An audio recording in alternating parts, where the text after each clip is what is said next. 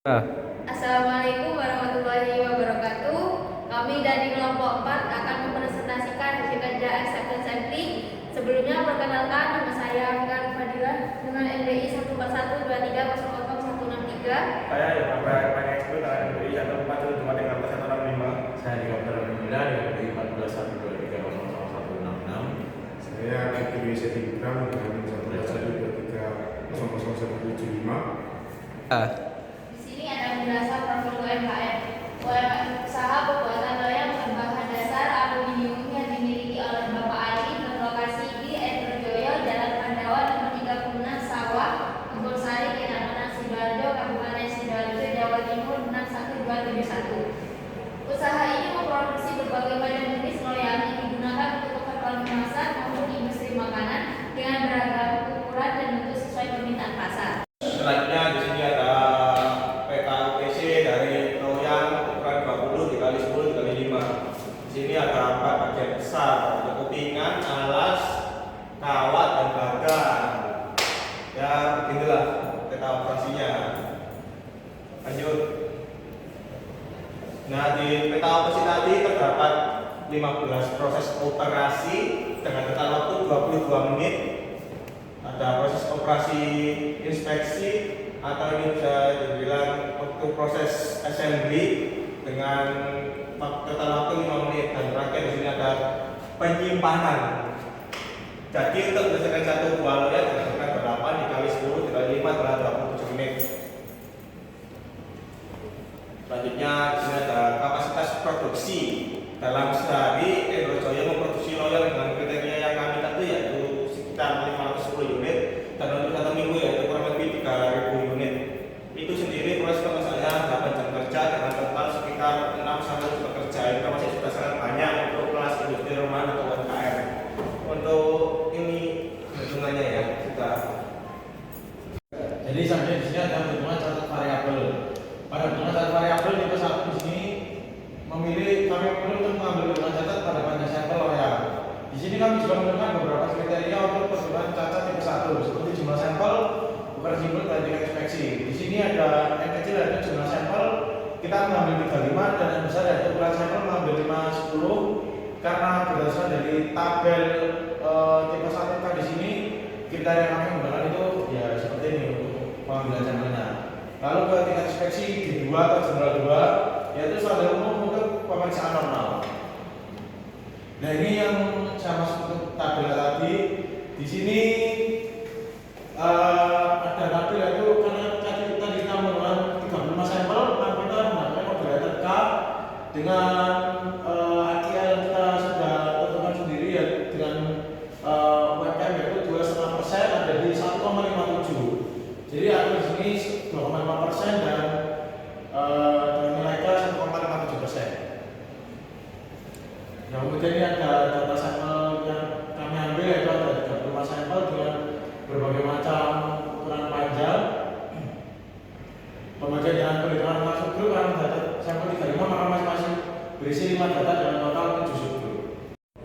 Oke, di sini kita menghitung tentang dari menurut WIL SCD 414. Di sini karena sampelnya 35 jadi dibagi menjadi 7 subgrup. Setiap subgrupnya ada 5 data. Rentang pertama ada 0,1000, rentang kedua 0,2000, rentang ketiga 0,2000, rentang keempat 0,1000, rentang 5 0,2000, rentang 6 0,2000, rentang 7 ada 0,2000.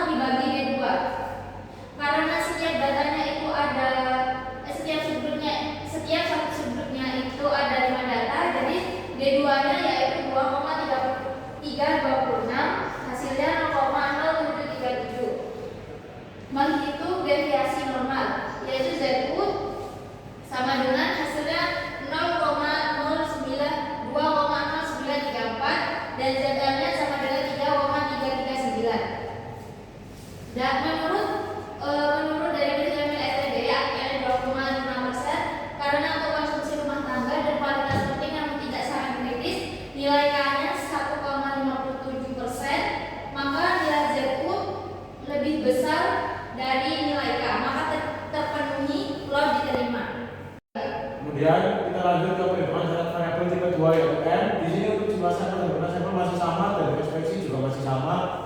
Karena di sini kita menggunakan standar pil 414 dan ini tabel yang kita temukan.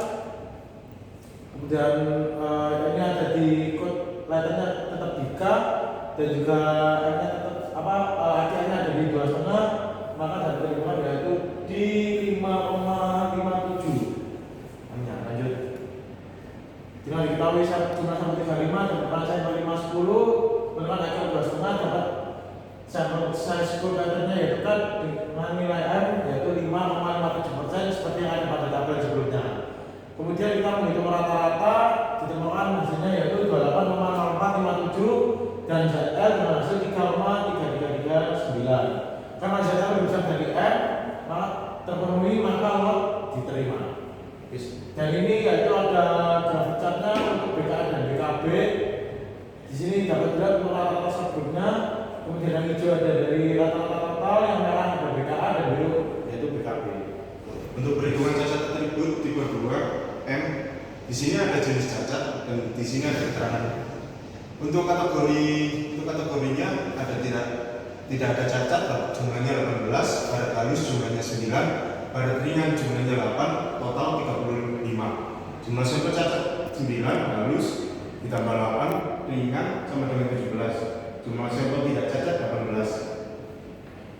Nah, kita hanya menggunakan 32 sampel dari 250 ukuran lot karena menggunakan NPL STD 105E. Kita menyesuaikan dengan yang ada pada tabel dan persetujuan dengan anggota kelompok, sehingga ditemukan pada general impact level 2 kita mendapatkan kode G, kemudian menentukan IGL. Nah, di sini general impact-nya di G dan menemukan hasilnya 250. Nah, tingkat impact J2 normal action atau standar umum. Jumlah sampel N kecil 35, jumlah lot N besar 250. FUL-nya 4% karena berdasarkan sampel yang kita terima jenis cacat dengan hanya ada baret halus dan baret ringan, yang berarti masih pada level cacat minor. Nah, di sini untuk menentukan AC. Nah, tadi kan kita mendapatkan di G dan sampelnya 32. Di sini kita mendapatkan AC-nya 3 dan RT-nya 4. Jika dilihat pada tabel di atas dengan tingkatan infeksi J2 dan nilai RT yang 4% dapat ditentukan angka AC dari RT berdasarkan pada 3 dan 4. Tingkat infeksi J2, RT-nya 4%, AC 3, RT 4. Jenis cacat baret halus, baret ringan, tidak ada cacat. Di sini hitungan persentase cacat akurat. Untuk persentase cacat sama dengan jumlah cacat cek dibagi sampel dikali 100%. Untuk persentase cacatnya 17 dibagi 32 dikali 100% sama dengan 3,12%. Hitung batas kendalinya untuk UCL-nya ketemu 81,024, untuk LCL-nya 25,215.